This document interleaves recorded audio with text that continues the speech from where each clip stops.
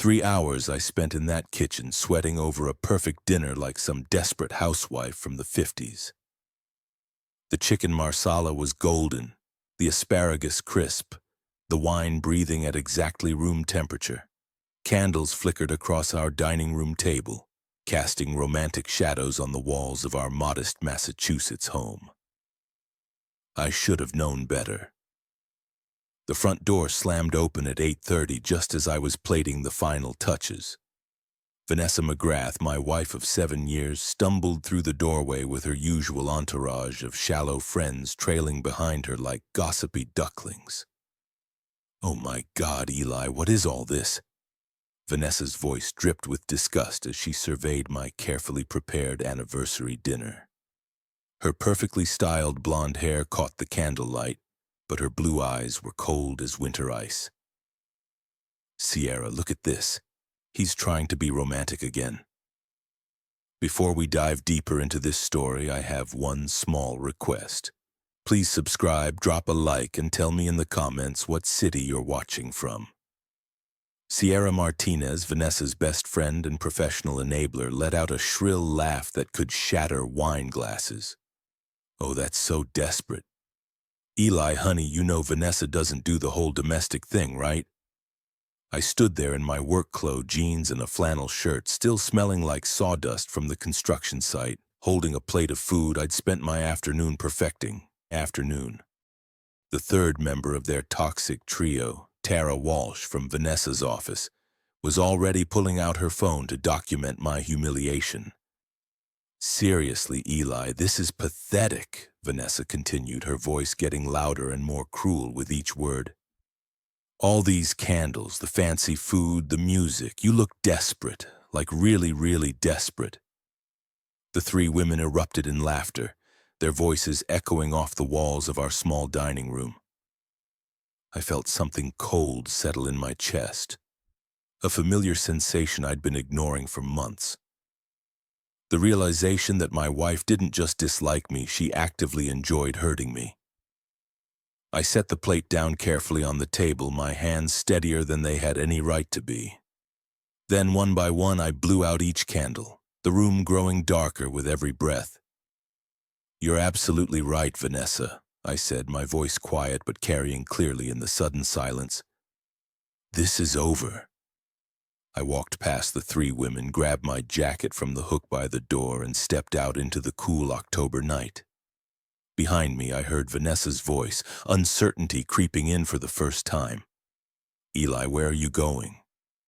Eli, but I was already walking down Maple Street toward Lenny's bar, my mind racing with a single crystal clearer thought. Tonight I stopped being her husband. Tonight I became something else entirely. The walk to Lenny's took 15 minutes.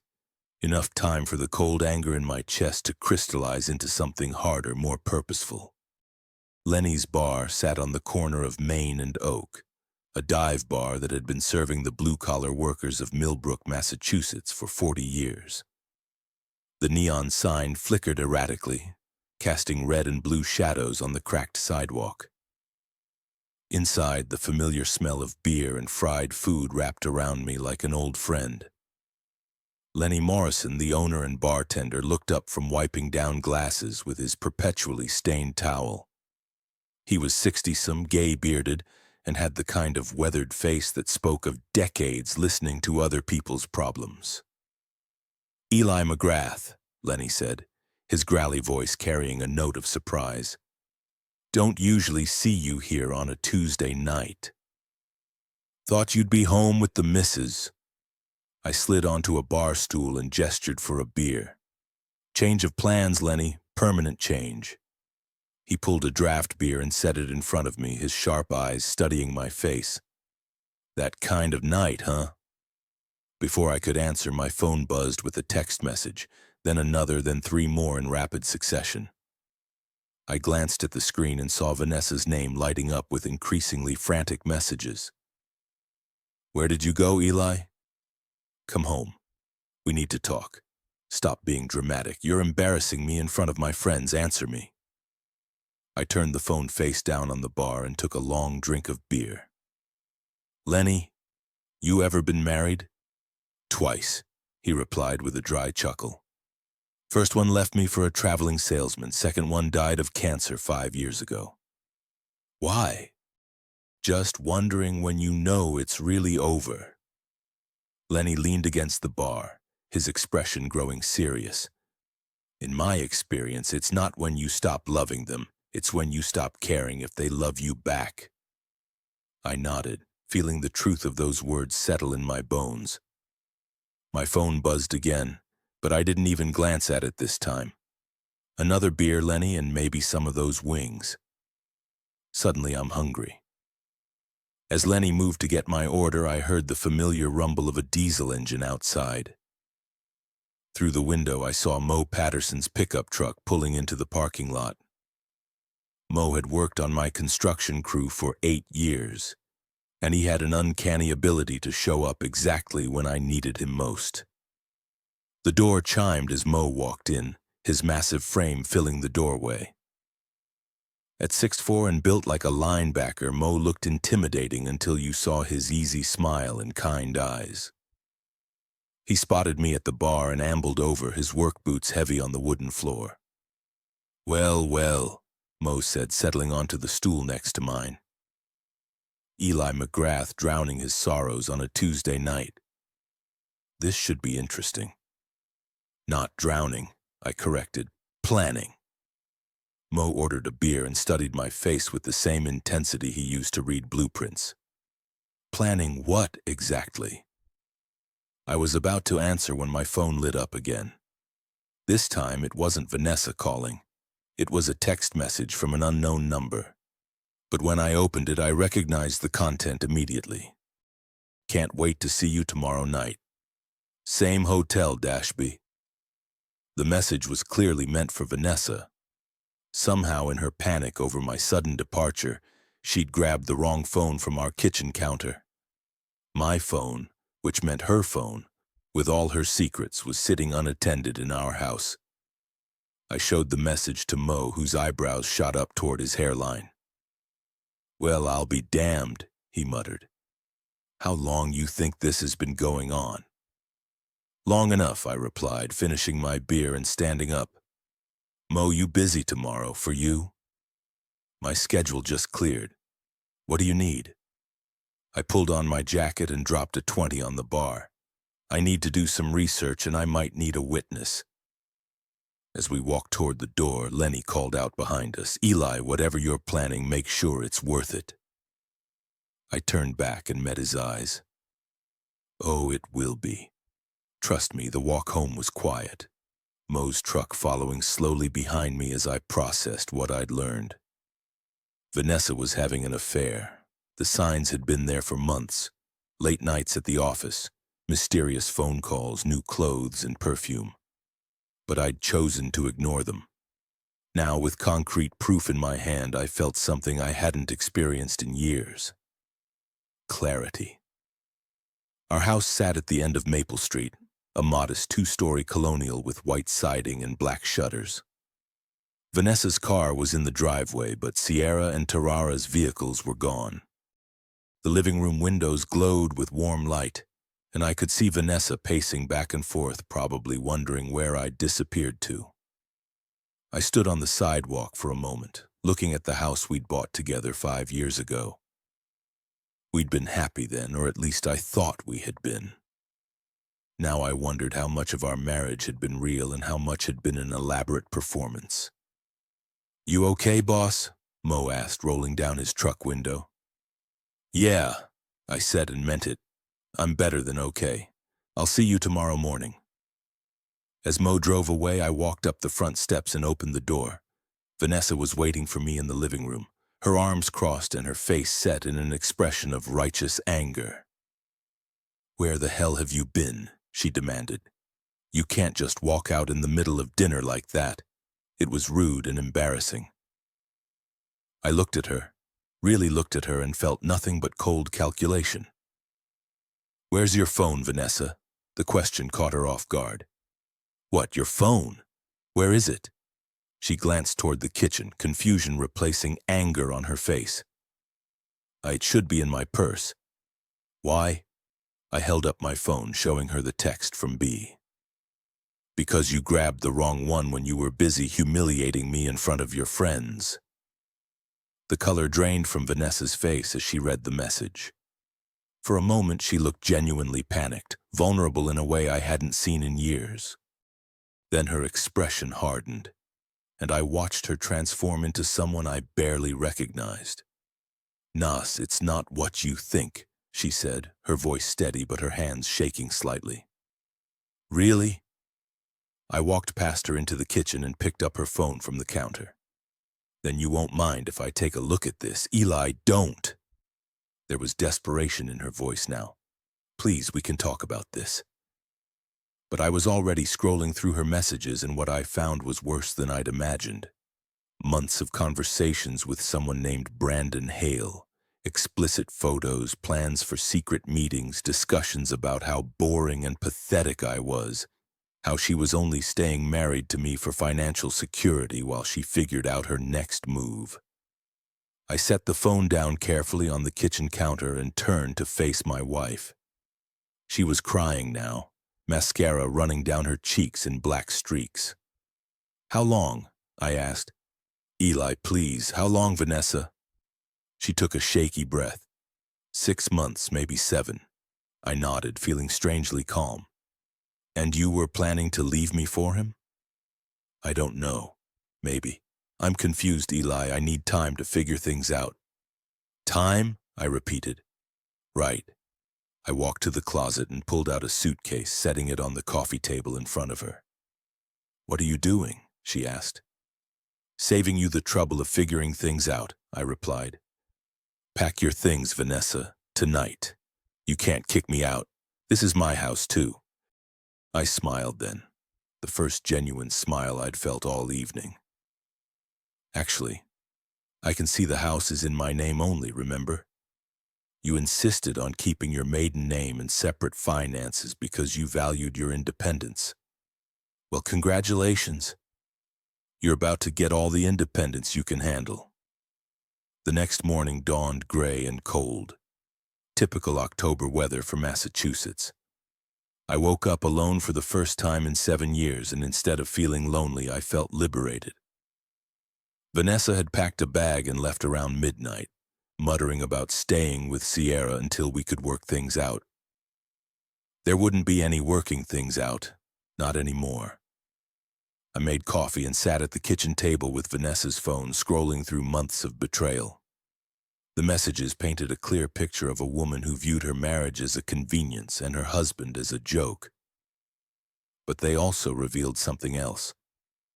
Brandon Hale wasn't just some random guy she'd met at a bar.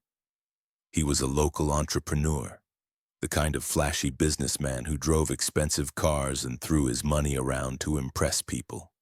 More importantly, he was married too. My phone rang at 7:30. Mo's name appeared on the screen. "Morning, boss." His cheerful voice boomed through the speaker. "How'd the rest of your evening go?" "Educational," I replied. "Very educational. You still up for that research project?" "Absolutely. What do you need me to do?"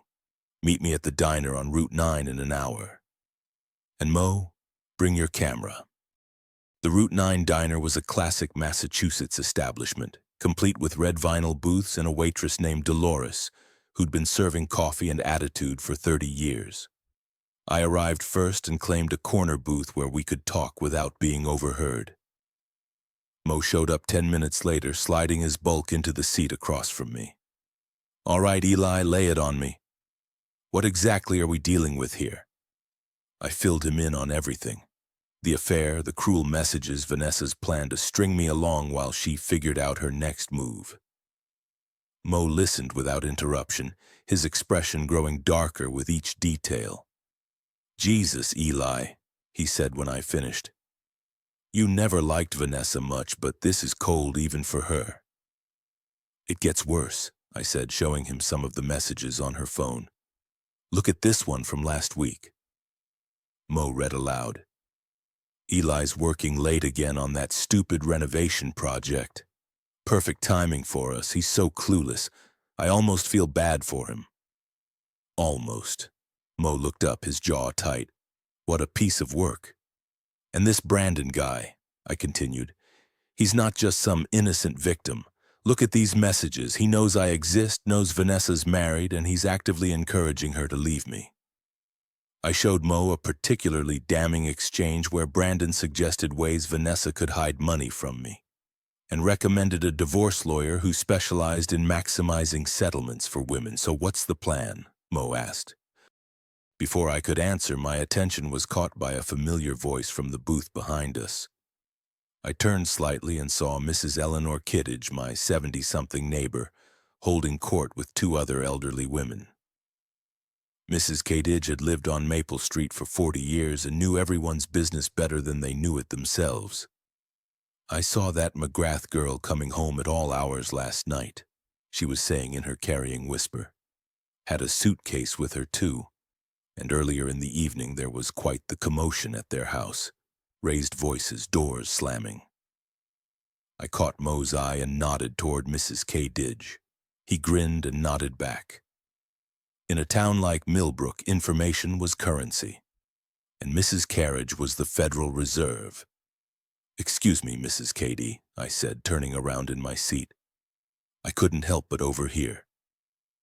"I hope we didn't disturb you last night." The elderly woman's eyes lit up with the prospect of first-hand gossip. "Oh, Eli, how are you, dear? And don't worry about the noise. These old houses carry sound, you know. Is everything all right? I saw Vanessa leaving with luggage." "We're having some marital difficulties," I said, injecting just the right amount of sadness into my voice. "I'm afraid Vanessa has been...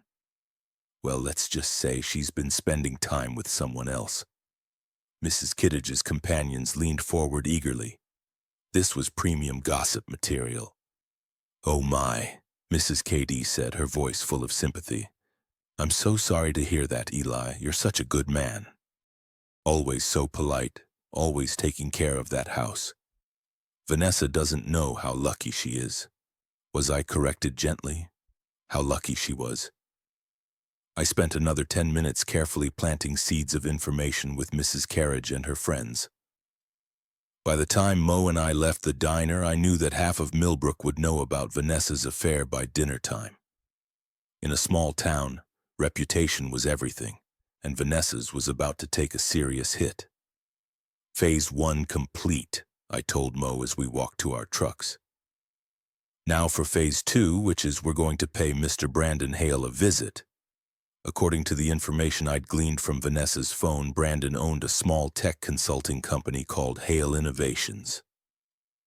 His office was in a converted warehouse in the trendy part of downtown Millbrook, the area where young professionals went to drink overpriced coffee and pretend they were living in Boston. Mo and I parked across the street and observed the building for an hour. At 11:30, a silver BMW pulled into the parking lot and a man in an expensive suit climbed out. Even from a distance, I could tell this was Brandon Hale. He had the kind of confident swagger that came from never being held accountable for anything. "That's him," I said, raising Mo's camera with its telephoto lens.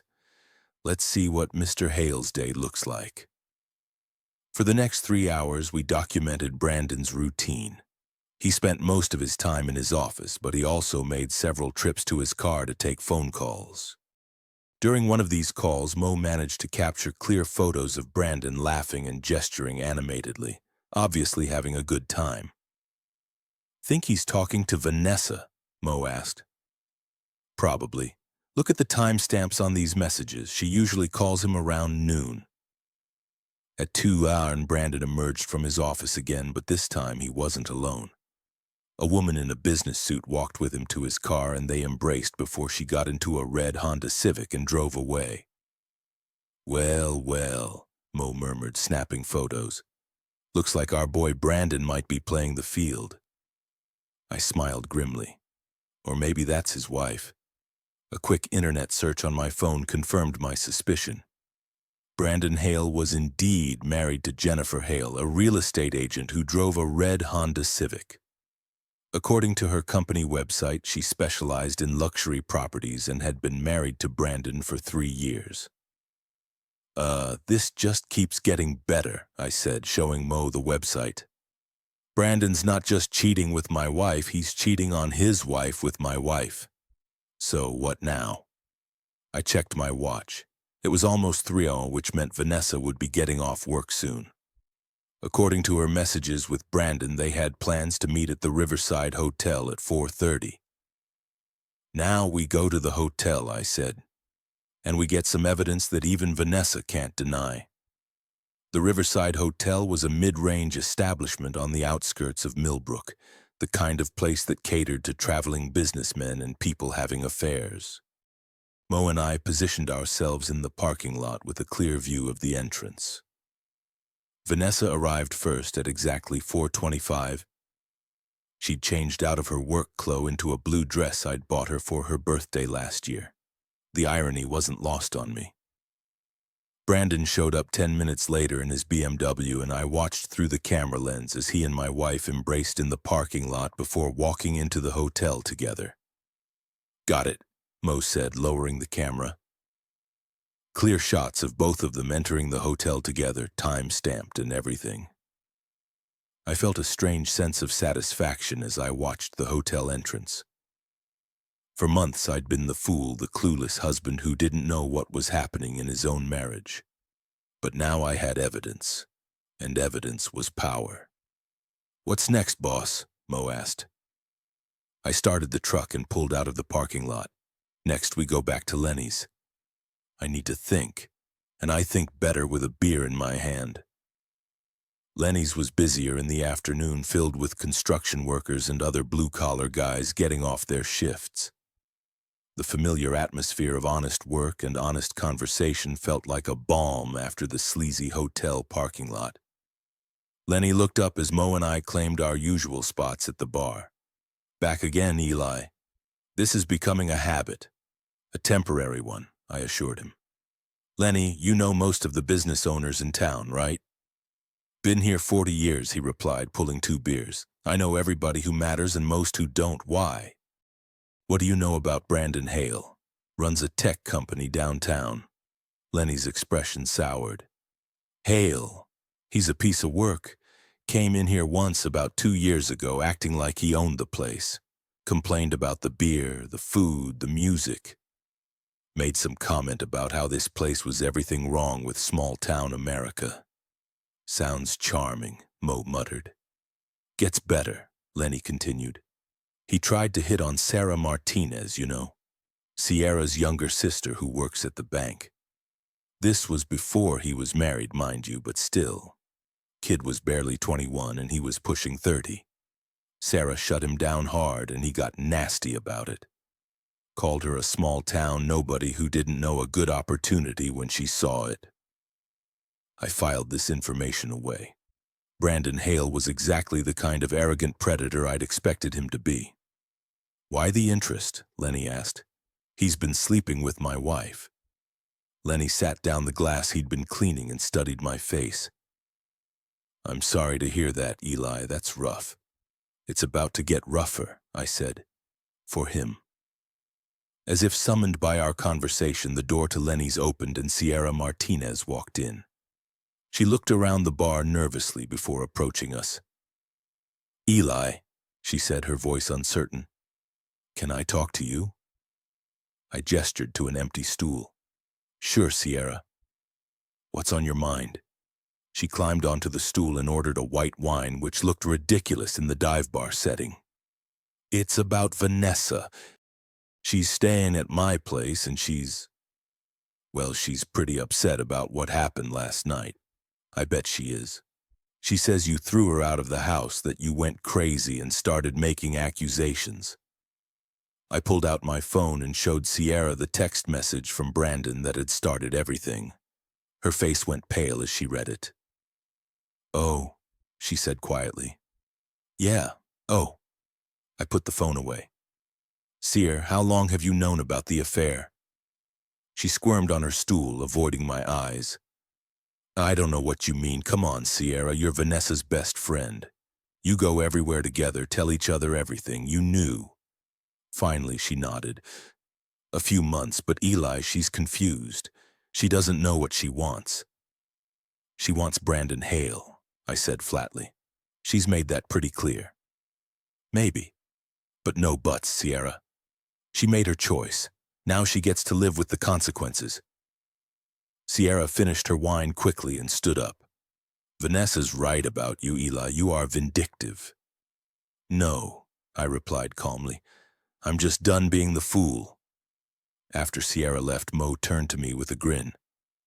That went well. Better than well, I said.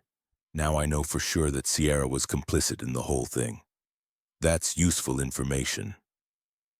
My phone buzzed with a text message. It was from Vanessa. We need to talk. Meet me at the house at 7. I showed the message to Mo. Looks like round 2 is about to begin. Want backup? Not yet, but stay close to your phone. I have a feeling things are about to get interesting. I arrived home at exactly 7 on to find Vanessa's car in the driveway and lights on throughout the house. She'd used her key to let herself in, which technically she had every right to do, but after last night it felt like a violation. I found her in the living room sitting on our couch with her hands folded in her lap. She'd been crying. Her eyes were red and puffy, but she'd also clearly spent time on her appearance. Her hair was perfect, her makeup carefully applied. She was dressed in the outfit she knew I liked best, jeans and a soft green sweater that brought out her eyes. It was a calculated performance, and we both knew it. "Thank you for coming," she said as I entered the room. Her voice was soft, vulnerable. "I wasn't sure you would." "I live here," I replied, taking a seat in the armchair across from her. "What do you want, Vanessa?" "I want to fix this. I want to fix us." I studied her face, looking for any sign of genuine remorse. What I saw instead was desperation and calculation, the look of someone who'd been caught and was trying to find a way out. "How exactly do you propose to do that?" "I'll end it with Brandon. I'll delete his number, block him on social media, never see him again. I'll do whatever it takes to earn your trust back." "And why would you do that?" The question seemed to catch her off guard. "Because I love you. Because our marriage is worth fighting for." "Our marriage," I repeated slowly. Repeated. "The marriage you've been making fun of in text messages for the past 6 months.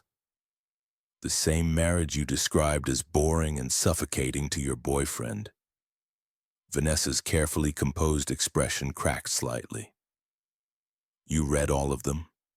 Every single one, including the ones where you and Brandon discussed the best way to hide assets from me during a divorce?" She looked down at her hands. "Those were just fantasies. I never meant any of it." "Really? So when you told Brandon that I was pathetic and clueless, that was just fantasy too?" "Eli, please. When you laughed about how I still tried to be romantic, how I still believed we had a real marriage, that was all just make-believe." "I was angry," she said, her voice rising. "I felt trapped, like I was suffocating. I said things I didn't mean." I leaned back in my chair, feeling strangely calm. "You know what, Vanessa? I believe you. I believe you felt trapped and suffocated, but here's the thing. Instead of talking to me about it, instead of trying to work on our marriage, you decided to have an affair. You decided to mock me behind my back and plan your exit strategy while pretending everything was fine." I was scared. The word came out harder than I'd intended, and Vanessa flinched. "You weren't scared. You were selfish. You wanted to have your cake and eat it too. You wanted the security of being married to me while getting your excitement from Brandon." Tears started flowing down her cheeks, but I felt nothing. No sympathy, no desire to comfort her, no urge to take back my words. "What do you want me to say?" she asked. "I made a mistake. I'm sorry. I'll do anything to make it right. I want you to tell me the truth. For once in the past 6 months, I want you to be honest with me." She wiped her eyes and looked at me directly. "What truth?" Were you planning to leave me for Brandon? A long pause, then quietly. I don't know, maybe. Were you and Brandon discussing ways to maximize your divorce settlement? Another pause. Yes. Did you tell him details about our intimate life, our finances, our private conversations? Yes. Did you enjoy humiliating me in front of your friends last night? This time the pause was even longer. Yes, she whispered. I nodded, feeling a strange sense of relief. Finally, the truth. Thank you, I said. That's all I wanted to hear. Vanessa looked up hopefully. So we can work on this. We can try to fix things. I stood up and walked to the window, looking out at our quiet street. Mrs. Kadaridge was in her front yard pretending to water her flowers while obviously watching our house. In a few hours, she'd probably know every detail of this conversation. No, Vanessa, we can't. But I told you the truth. I was honest with you. You were honest because I forced you to be. Because I had evidence you couldn't deny. That's not the same thing as genuine remorse. I turned back to face her. Do you love Brandon? She hesitated. I care about him. That's not what I asked. Do you love him? I don't know. Yes, you do. You're just afraid to say it because you think it'll hurt your chances of reconciling with me. More tears, but I was immune to them now. Eli, please, I don't want to lose you. You don't want to lose me, or you don't want to lose what I represent. The house, the stability, the safety net, while you figure out what you really want. She didn't answer, which was answer enough. Here's what's going to happen, I said, sitting back down. You're going to move out permanently. You can stay with Sierra or find your own place. I don't care which. We're going to get divorced, and it's going to be as amicable as possible because neither of us wants our dirty laundry aired in public. And if I refuse, I smiled, and something in my expression made her shrink back into the couch. Then things get ugly. Then I start sharing those text messages with people. Then I contact Brandon's wife and let her know what her husband's been up to. Then I make sure everyone in Millbrook knows exactly what kind of person you really are. You wouldn't try me. We stared at each other for a long moment. Finally, Vanessa looked away. You've changed, she said. You're not the man I married. You're right. The man you married was a fool who believed his wife loved him. That man is gone. She gathered her purse and stood up. I need time to think about this. You have 24 hours to decide. After that, I start making phone calls. Vanessa walked to the door, then turned back. What happened to you, Eli? When did you become so cold? Last night, I replied, when my wife told me I was pathetic for trying to save our marriage. After she left, I poured myself a glass of whiskey and sat in my kitchen thinking. The house felt different now, not empty but clean, like a weight had been lifted. My phone rang. Mo's name appeared on the screen. How'd it go? He asked. Better than expected. She admitted everything. And now we move to phase 3, which is... I took a sip of whiskey and smiled. Now we let the whole town know what kind of people Brandon Hale and my wife really are. The next morning I woke up with a clear head and a definite plan. Vanessa had made her choice months ago when she started her affair. Now it was time for her to face the consequences. I started with a phone call to Jennifer Hale, Brandon's wife. According to her real estate website, she worked out of an office on Main Street. I dialed the number and waited. Hale, this is Jennifer. Mrs. Hale, my name is Eli McGrath. I think we need to talk about your husband. There was a pause. I'm sorry. Who is this? I'm the husband of the woman your husband has been having an affair with for the past 6 months. A longer pause. I think you have the wrong number. Brandon Hale drives a silver BMW, owns a tech consulting company. Yesterday at 2 Luno, he met you in his office parking lot. You were wearing a navy blue suit and you kissed him before getting into your red Honda Civic. How do you... She stopped herself. Are you some kind of stalker? No, ma'am. I'm a man whose wife has been cheating on him with your husband. I have photos, text messages, and hotel records. I thought you deserved to know. Another long pause. When Jennifer Hale spoke again, her voice was different, harder, more controlled. What do you want? Nothing from you. I just thought you had a right to know what your husband's been doing with his afternoons. Can you prove what you're saying? Absolutely. Would you like me to email you some evidence? Yes. I spent the next hour putting together a comprehensive package for Jennifer Hale. Photos of Brandon and Vanessa entering the hotel together. Screenshots of their most damning text messages with identifying information blacked out. A timeline of their affair based on credit card receipts and phone records. When I finished, I sent it all to Jennifer's email address and waited. She called back within 10 minutes. Jesus Christ, she said without preamble. How long did you say this has been going on? 6 months that I can prove, possibly longer. And your wife, Vanessa, she knows Brandon's married. Oh yes, they've discussed it extensively. In fact, Brandon encouraged her to hide assets from me in preparation for our divorce. I heard Jennifer take a shaky breath. That bastard. I'm sorry, Mrs. Hale. I know this must be difficult. Difficult? She let out a bitter laugh. Difficult doesn't begin to cover it. We just bought a house together. We've been trying to have a baby. I felt a stab of sympathy for her. Whatever Brandon and Vanessa had done to me, Jennifer Hale was an innocent victim in all this. What are you going to do? I asked. I'm going to destroy him, she said, her voice cold as winter ice. I'm going to take everything he has and leave him with nothing. If you need any additional evidence, I'll call you. And Mr. McGrath, thank you. I know this couldn't have been easy for you. After I hung up, I felt a grim satisfaction. Brandon Hale's day was about to get very interesting. By noon, the first domino had fallen. Jennifer Hale worked fast. I was having lunch at the Route 9 diner when my phone rang. It was Mo, and he sounded excited. Boss, you need to get down to Brandon Hale's office, like right now. Why? What's happening? Just get down here.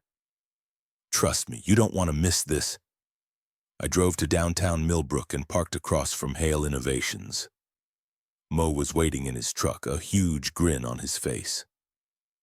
What's going on? I asked, sliding into his passenger seat.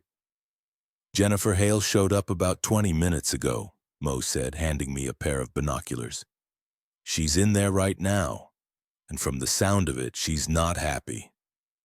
Even from across the street, we could hear raised voices coming from Brandon's office. Through the large windows, I could see two figures gesticulating wildly at each other.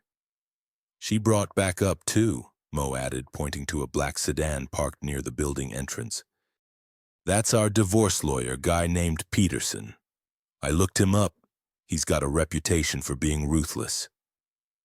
As we watched, the office door burst open and Jennifer Hale stormed out, followed by Brandon. Even from a distance, I could see that Brandon looked panicked. Jennifer, please. Brandon's voice carried across the street. Let me explain. Explain what? Jennifer shouted back. Explain how you've been screwing some married woman for 6 months. Explain how you encouraged her to hide money from her husband. Explain how you called me boring in your text messages. Brandon tried to grab her arm, but Jennifer shook him off violently. Don't touch me. Don't ever touch me again. The lawyer emerged from the office building carrying a briefcase and looking satisfied. He said something to Jennifer, who nodded curtly before getting into her Honda and driving away with a screech of tires. Brandon stood in the parking lot for a moment looking lost. Then he pulled out his phone and made a call. I had a pretty good idea who he was calling. Think he's calling Vanessa? Mo asked. Guaranteed. This is about to get very interesting. We didn't have to wait long. Within 15 minutes, Vanessa's car pulled into the parking lot. She got out and ran to Brandon, who immediately started talking rapidly and gesticulating wildly. Can you hear what they're saying? I asked. Mo rolled down his window slightly. Something about lawyers and divorce papers. Brandon sounds freaked out. I watched my wife comfort her lover in a public parking lot, and I felt nothing but cold satisfaction. They'd created this mess together. Now they could deal with the consequences together. My phone buzzed with a text message from Vanessa. We need to talk now. I showed the message to Mo, who chuckled. Looks like the chickens are coming home to roost. Let them squawk, I replied. I'm busy. Instead of responding to Vanessa, I drove to Lenny's bar. It was early afternoon, so the place was relatively quiet. Lenny was restocking beer bottles behind the bar. Eli, he said, looking up as I entered. You look like a man with a story to tell. Getting more interesting by the hour, I replied, taking my usual seat. Beer me, Lenny. As Lenny pulled my drink, the door opened and Mrs. Carriage walked in. This was unusual. Mrs. Carriage wasn't typically a bar patron, but she made a beeline for my table. Eli, dear, she said, settling onto the stool next to mine. I hope you don't mind the intrusion, but I wanted to check on you. There's been quite a lot of activity at your house today. Oh. Vanessa came by around 10 this morning with several suitcases. She seemed very upset. Then around 11, a man in an expensive car pulled up. They had what appeared to be a very heated discussion in your driveway. I nodded, unsurprised. That would be Brandon Hale. Mrs. KD's eyes lit up. The other man. I've heard about him. Jennifer Hale's husband, correct? You know Jennifer? Of course, dear. I sold my late husband's car through her agency last year. Lovely woman, very professional. Mrs. Kadidge paused meaningfully. I do hope someone has informed her about her husband's extracurricular activities. Someone has, I confirmed. Mrs. Kadidge smiled with satisfaction. Good.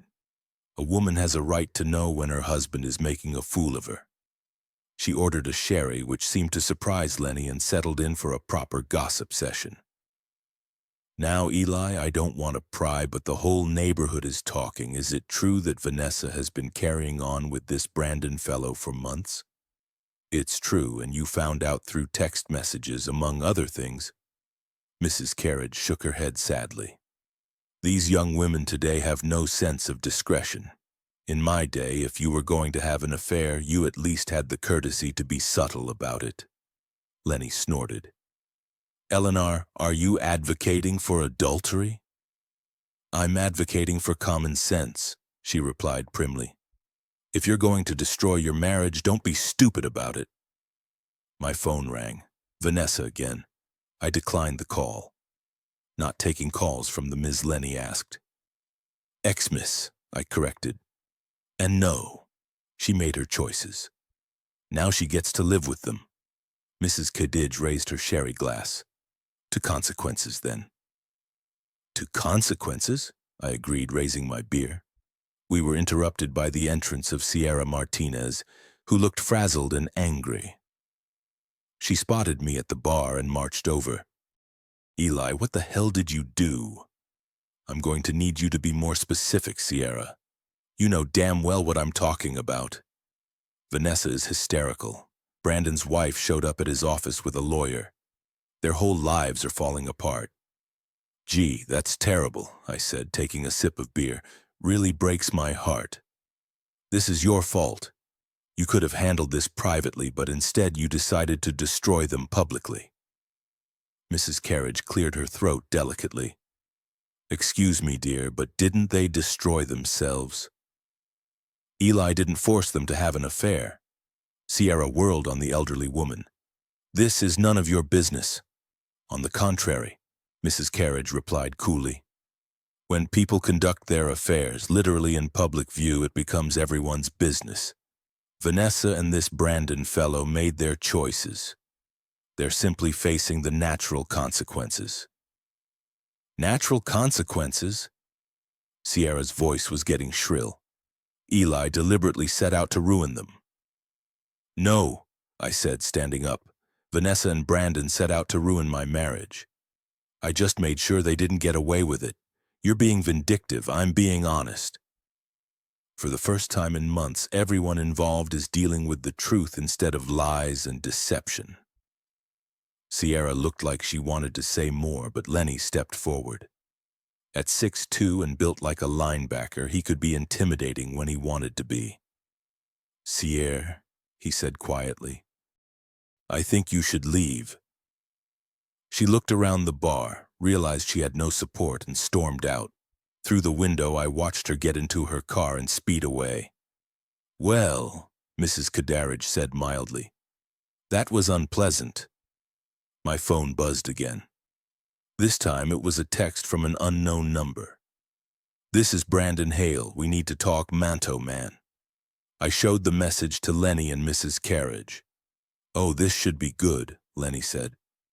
What are you going to tell him? I typed back. Lenny's bar. 1 hour. Come alone.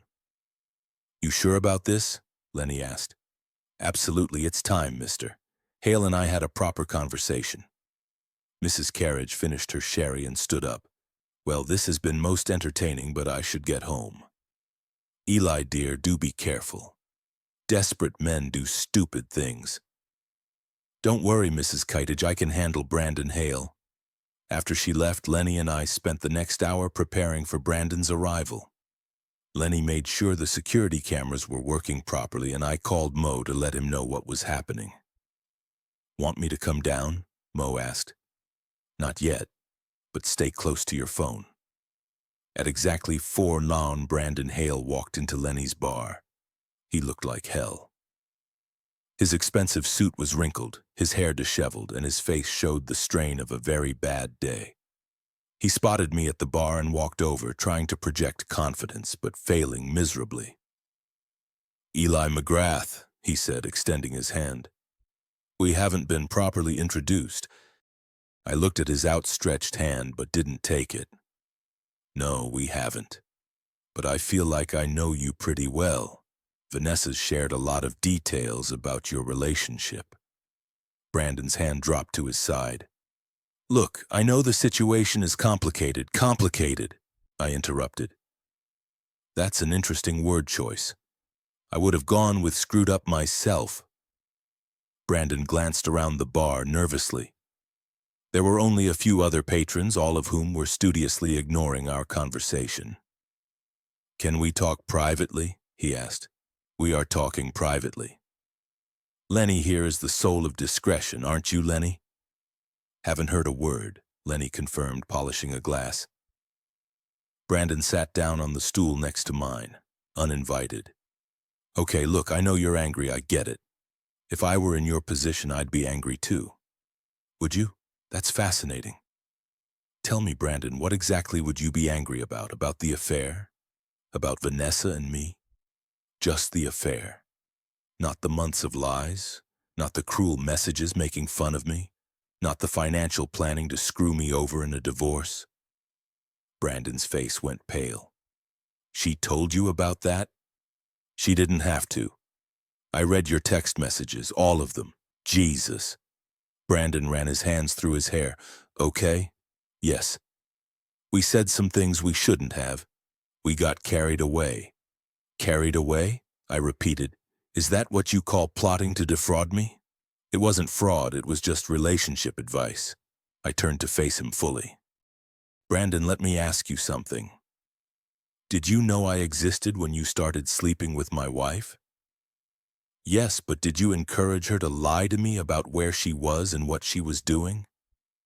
It's not that simple. Did you tell her she deserved better than being married to a boring construction worker? Brandon looked down at his hands. Yes. Did you laugh when she told you about my attempts to be romantic? When she described me as pathetic and desperate? Yes.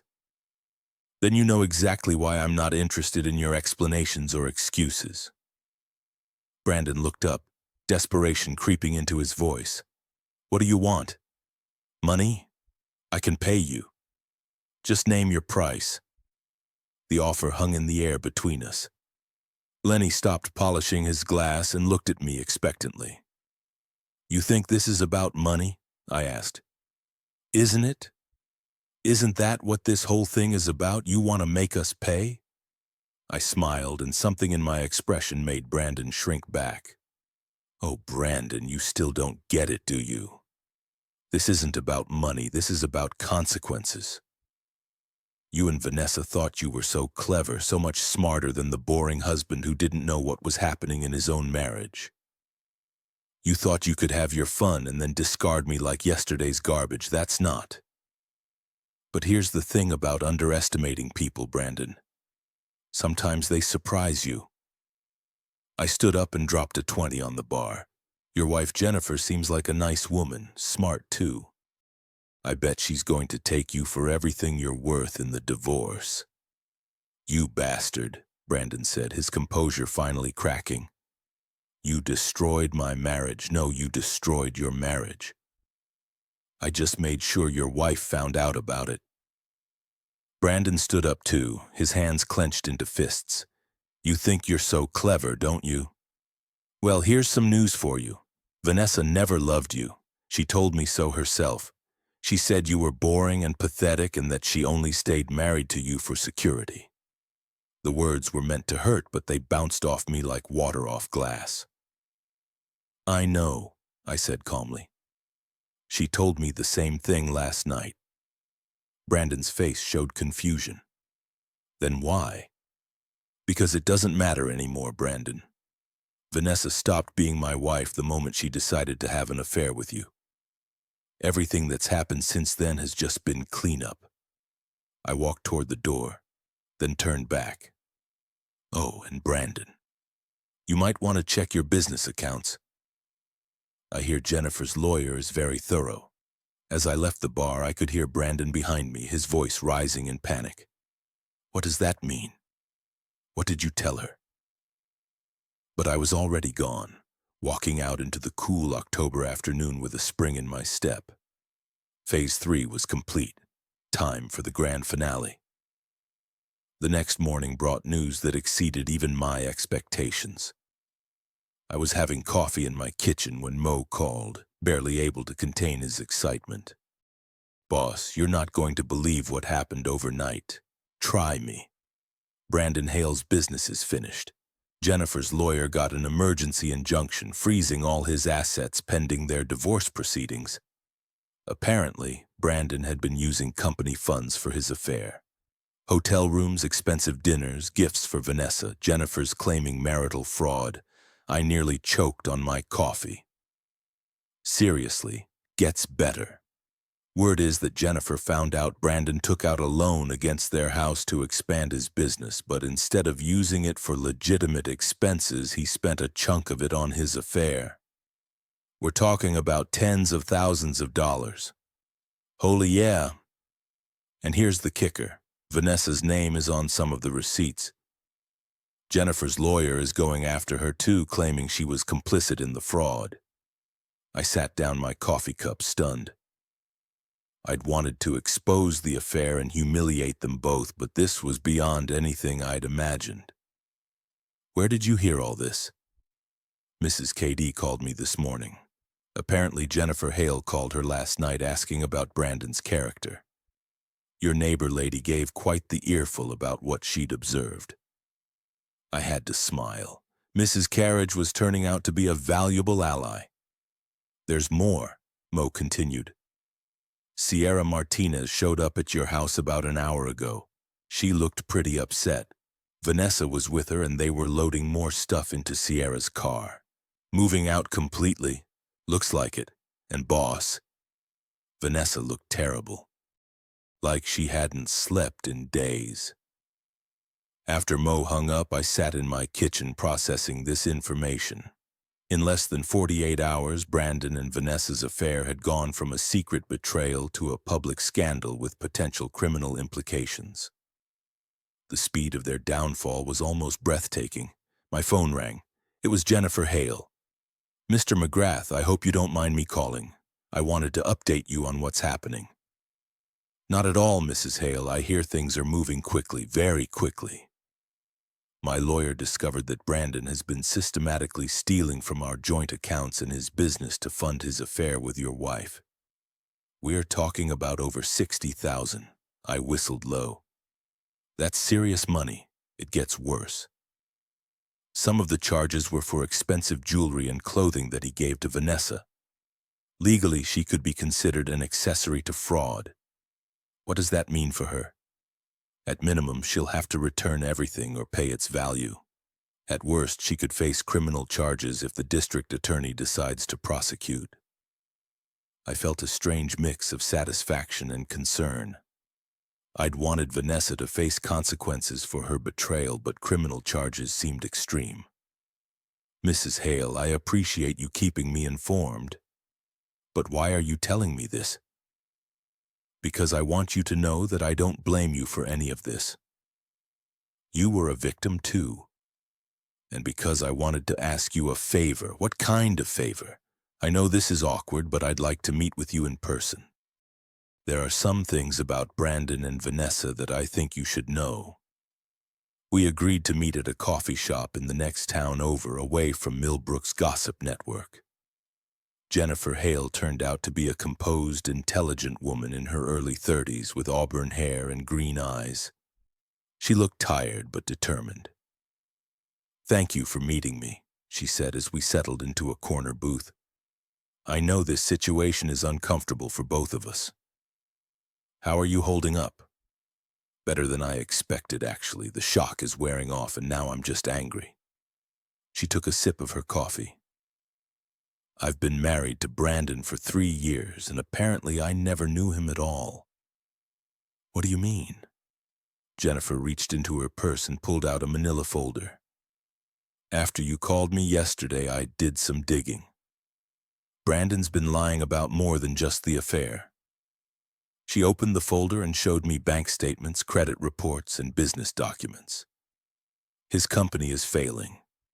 Has been for over a year. He's been hiding the losses from me while taking on more and more debt. I studied the papers. The numbers were damning. Brandon's business was hemorrhaging money, and he'd been using personal credit and home equity loans to keep it afloat. And he told me the business was thriving." Jennifer continued, "Said we were going to expand, maybe open a second location. Instead, he was stealing from our joint accounts to cover his losses and fund his affair with your wife." "Jesus, Jennifer, I'm sorry." "Don't be. I'm better off knowing the truth." She leaned forward. "But here's what I really wanted to tell you. Vanessa knew what about Brandon's financial problems. I found emails between them discussing it. She was encouraging him to hide his business losses from me while they planned their future together." Jennifer showed me printed emails that made my blood run cold. In them, Vanessa and Brandon discussed strategies for concealing his failing business, ways to transfer assets before his creditors could seize them, and plans for starting fresh together once they'd both divorced their spouses. "They weren't just having an affair," I said, reading through the emails. "They were planning to commit fraud." "Exactly. And they were going to leave us holding the bag for Brandon's debts." I sat back in the booth, stunned. I thought I understood the scope of Vanessa's betrayal, but this was far worse than simple adultery. She'd been actively plotting to destroy my financial future. "What happens now?" I asked. "Now Brandon faces the consequences. My lawyer is pushing for criminal charges. Even if the DA doesn't prosecute, Brandon will lose everything in the divorce. The house, the business, his reputation, all of it. And Vanessa," Jennifer's expression hardened, "Vanessa received gifts purchased with stolen money. She participated in planning financial fraud. She's going to face consequences too." As if summoned by our conversation, my phone buzzed with a text from Vanessa. "Eli, please call me. I'm in serious trouble and I need your help." I showed the message to Jennifer, who smiled grimly. "I bet she does." "Are you going to call her back?" Jennifer asked. "No," I said, deleting the message. Vanessa made her choices, now she gets to deal with the results. Jennifer and I talked for another hour, sharing information and coordinating our responses to the legal proceedings that were sure to follow. When we parted ways, I felt a strange sense of closure. The betrayal was complete, the truth was out, and justice was being served. I drove back to Millbrook, feeling lighter than I had in months. The autumn afternoon was crisp and clear, and for the first time in a long while, the future looked bright. I was pulling into my driveway when I noticed a familiar car parked across the street. Sierra's Honda Civic. As I got out of my truck, Sierra emerged from her car and walked toward me. "Eli, we need to talk." "No, Sierra, we don't." "Yes, we do. Vanessa is falling apart. She's scared out of her mind about these fraud charges." I unlocked my front door. "That's not my problem anymore." Sierra followed me up the walkway. "How can you be so cold? She's your wife." "Ex-wife," I corrected, opening the door, and she stopped being my concern the moment she decided to betray me. "She made a mistake." I turned to face Sierra, and she took a step back at whatever she saw in my expression. "A mistake is forgetting to pick up milk at the store. A mistake is running a red light. What Vanessa did was a deliberate, calculated betrayal that went on for months." "She loves you." "No, she doesn't. She told me so herself. She said I was boring and pathetic and that she only stayed married to me for security." Sierra's face crumpled. "She didn't mean that." "Yes, she did. And you know what? I'm glad she said it, because now I know exactly where I stand." I started to go inside, but Sierra grabbed my arm. "Eli, please. She's talking about hurting herself. I'm scared." For a moment, I felt a flicker of the old concern, the protective instinct that had made me a good husband for 7 years. Then I remembered the emails Jennifer had shown me, the months of cruel messages, the elaborate plans to defraud me. "If you're genuinely worried about Vanessa's mental health, call a professional," I said, gently removing her hand from my arm. "Call her doctor, call a crisis hotline, call the police if necessary. But don't call me." "You bastard," Sierra whispered. "Maybe, but I'm a bastard who knows his worth now." I went inside and closed the door, leaving Sierra standing on my front porch. Through the window, I watched her walk back to her car, shoulders shaking with sobs. My phone rang almost immediately. It was Mo. "Hey, boss. Just wanted to let you know. Word around town is that Brandon Hale's been arrested." "Arrested for what?" "Fraud, embezzlement, maybe more. The cop showed up at his office about an hour ago and led him away in handcuffs. Made quite the scene." I sank into my favorite chair, overwhelmed by the speed of events. "What about Vanessa?" "No arrest yet, but I heard the police want to talk to her. Something about receiving stolen property." After Mo hung up, I sat in my living room as the sun set outside my windows. In 3 days, my entire life had changed. My marriage was over, my wife was facing potential criminal charges, and I was alone in the house we'd shared for 5 years. But instead of feeling sad or lonely, I felt free. The doorbell rang around 8:00. I opened it to find Mrs. Carriage standing on my porch with a covered dish. "Good evening, Eli. I brought you some pot roast. Figured you might not feel like cooking tonight." "That's very kind of you, Mrs. Carriage." She stepped inside without being invited, looking around the living room with sharp eyes. "How are you holding up, dear?" "Better than I expected." "Good. You're well rid of her, you know." Vanessa never appreciated what she had. We sat in my kitchen while I heated up the pot roast. Mrs. K. Didge filled me in on the latest neighborhood gossip. Apparently, the entire street was buzzing with news of Brandon's arrest and speculation about Vanessa's involvement. "The Martinez girl was here earlier," Mrs. Carriage said, crying and carrying on. "Made quite the spectacle. Sierra's upset about Vanessa's situation. Sierra's upset because she's realizing she might be in trouble too." I looked up from my plate. "What do you mean?" "Think about it, Eli. Sierra knew about the affair for months. She helped cover for Vanessa, provided alibis, probably even helped plan some of their meetings. If the police are looking at this as a conspiracy, Sierra could be considered an accessory. The thought hadn't occurred to me, but Mrs. Carriage was right. Sierra had been actively complicit in Vanessa's deception. "The whole thing is going to come out in court," Mrs. Carriage continued. "All the lies, all the planning, all the people who knew and said nothing. It's going to be quite the scandal." As if to punctuate her words, my phone buzzed with yet another text from Vanessa. "Please, Eli, I know I don't deserve your help, but I'm begging you, I can't go to prison." I deleted the message without responding. "Not answering?" Mrs. Kittredge asked. "Nothing left to say?" She nodded approvingly. "Good. A man needs to know when to walk away." After Mrs. Kittredge left, I spent the evening going through the house, removing traces of Vanessa's presence. Photos came down from the walls. Her books went into boxes. Her remaining clothes got bagged up for donation. With each item I removed, I felt lighter.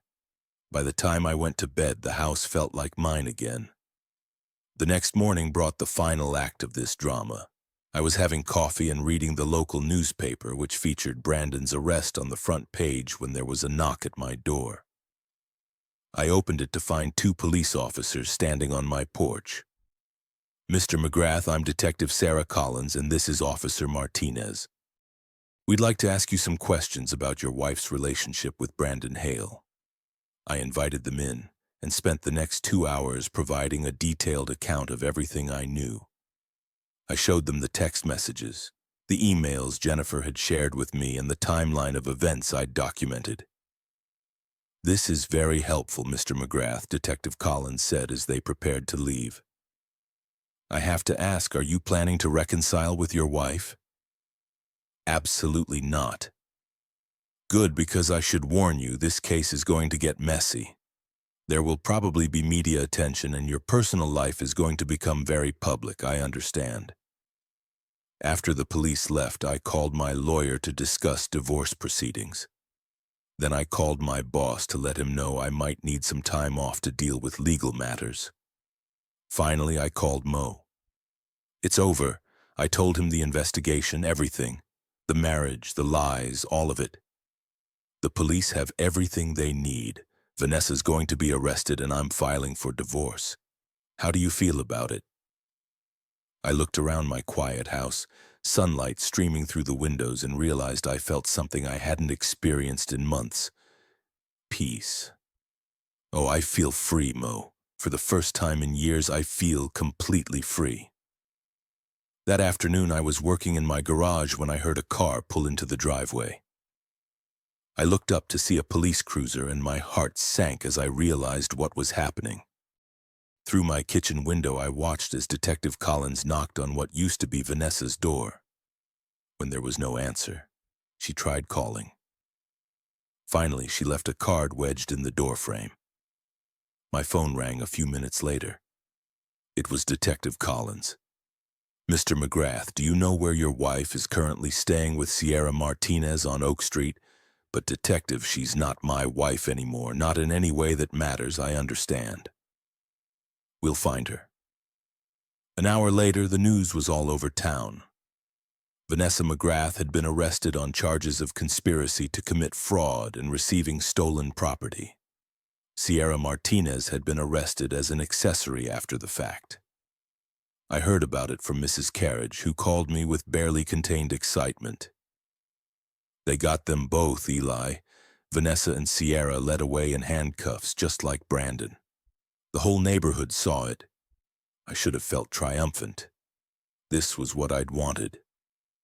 Consequences for the people who had betrayed and humiliated me. But instead, I felt empty, drained of all emotion. Eli, are you there? I'm here. Mrs. Kittredge, how do you feel?" I thought about the question seriously. How did I feel? Vindicated, satisfied, sad? "I feel like it's over," I said finally. "All of it. The marriage, the betrayal, the anger. It's all finally over." That evening, I sat on my back porch with a beer watching the sunset over Millbrook. My phone had been ringing all day. Reporters, curious neighbors, distant relatives who'd heard about the scandal. I'd stopped answering after the first few calls. Tomorrow I would start rebuilding my life. I would focus on my work, maybe travel a little, definitely start dating again when I felt ready. I was only 38 years old. I had plenty of time to find someone who would appreciate what I had to offer. But tonight I just wanted to sit in the quiet and enjoy the peace. My phone buzzed one last time. It was a text from an unknown number. "This is Vanessa. They let me make one call. I just wanted to say I'm sorry for everything. You deserved better." I read the message twice, then deleted it. She was right. I had deserved better. And now, finally, I was free to find it. I finished my beer as the last light faded from the sky, then went inside my house, and locked the door behind me. Tomorrow would bring new challenges, new opportunities, new possibilities. But tonight, for the first time in months, I slept peacefully in my own bed, with no lies, no deception, and no betrayal to worry about. The candles had been blown out, the anniversary dinner thrown away, and the marriage reduced to ashes. But from those ashes I had emerged stronger, wiser, and completely, utterly free. 3 months later, I ran into Jennifer Hale at the grocery store. She looked healthy and happy, her divorce finalized, and her life back on track.